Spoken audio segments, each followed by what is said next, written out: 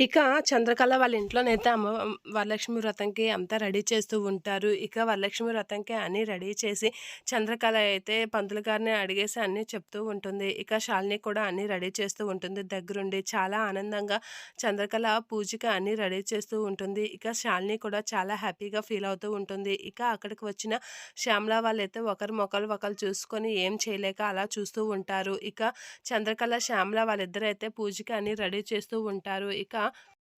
ఇక చంద్రకళ అయితే అటుగా వచ్చి విరాట్‌ని చూస్తూ, "బావ డ్రెస్ చేంజ్ చేసుకో బావ, నీట్‌గా రెడీ అవ్వు" అనైతే అంటూ ఉంటుంది. లేదు రెడీ అవ్వను అని చెప్పేసి విరాట్ అయితే అంటూ ఉంటాడు.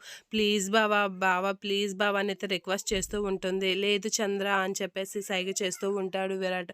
ఇక చంద్రకళ అలా రిక్వెస్ట్ చేసేసరికి విరాట్ అయితే ఏం అలా ఇదవుతూ ఉంటాడు. లేదు అని అనేసరికి పో బావా అని చెప్పేసి ఇక చంద్రకళ అయితే అక్కడి నుంచి అయితే వెళ్తూ ఉంటుంది. అక్కడ ఉన్న మ్యాటీ అయితే చంద్రకళ కాలికి తగులుకొని చంద్రకళ అయితే పడబోతూ ఉంటుంది. అలా పడబోతున్న చంద్రకళని చూసి విరాట్ ఒకసారిగా షాక్ అవుతూ ఉంటాడు. ఇక పడబోతున్న చంద్రకళని శాలిని వచ్చి పట్టుకొని ఉంటుంది.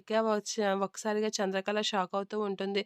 తను కాలు జారి పడిపోవడం చూసి షాక్ అయ్యి అలా ఉండిపోతుంది. ఇక శాలిని పట్టుకొని తను పడిపోకుండా ఆపడంతో విరాట్ అయితే హమ్మయ్య అనేది అనుకుంటూ ఉంటాడు. ఇక శాలిని అయితే తన చేయి పట్టుకొని చూసేసరికి చంద్రకళ కొంచెం జాగ్రత్తగా ఉండాలి కదా చంద్ర అని చెప్పేసి అంటూ ఉంటుంది.